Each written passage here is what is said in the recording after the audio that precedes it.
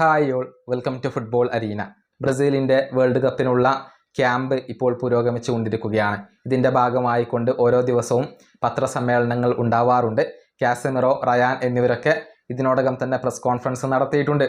Casemiro press conference നടത്തിയ സമയത്ത് 1-2 തവണ നെയ്മറെക്കുറിച്ച് ചോദിച്ചിരുന്നു. ആ സമയത്ത് നെയ്മറെക്കുറിച്ച് അദ്ദേഹം സംസാരിക്കുകയും ചെയ്തു. പക്ഷേ വീണ്ടും നെയ്മറെക്കുറിച്ച് തന്നെയായിരുന്നു ചോദ്യം. ഇതോടുകൂടി കാസമിറോക്ക് ദേഷ്യം വന്നിട്ടുണ്ട്. എന്തിനാണ് നെയ്മറെ ഇങ്ങനെ അനാവശ്യമായി വലിച്ചിഴക്കുന്നത് എന്നാണ് കാസമിറോ ഇപ്പോൾ ചോദിച്ചിട്ടുള്ളത്.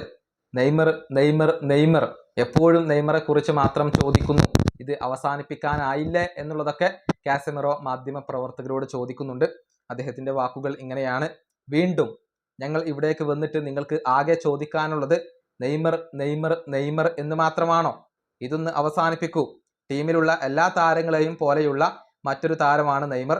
26 താരങ്ങളിൽ പ്രധാനപ്പെട്ട ഒരു താരം. ഇതാണ് കാസമിറോ പറഞ്ഞിട്ടുള്ളത്.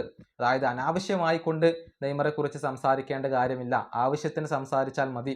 മറ്റു ഒരുപാട് കാര്യങ്ങൾ ഇവിടെയുണ്ടല്ലോ, അതേക്കുറിച്ച് സംസാരിക്കാം. എപ്പോഴും ഇങ്ങനെ നെയ്മറെക്കുറിച്ച് സംസാരിക്കുന്നത് നല്ലതാവില്ല എന്നൊക്കെയാണ് കാസമിറോ പറഞ്ഞിട്ടുള്ളത്. അതായത് നെയ്മറിൽ ഒരുപാട് സമ്മർദ്ദം ഇപ്പോൾ വളരുന്നുണ്ട്, സമ്മർദ്ദം ചെലുത്തുന്നുണ്ട്. അതിൽ നിന്നൊക്കെ മാറി മറ്റുള്ള കാര്യങ്ങൾക്കും ശ്രദ്ധ നൽകേണ്ടതുണ്ട് എന്നാണ് കാസമിറോ ഇപ്പോൾ വ്യക്തമാക്കിയിട്ടുള്ളത്. ഈ വീഡിയോ അവസാനിപ്പിക്കുന്നു. അടുത്തൊരു വീഡിയോയിൽ കാണാം.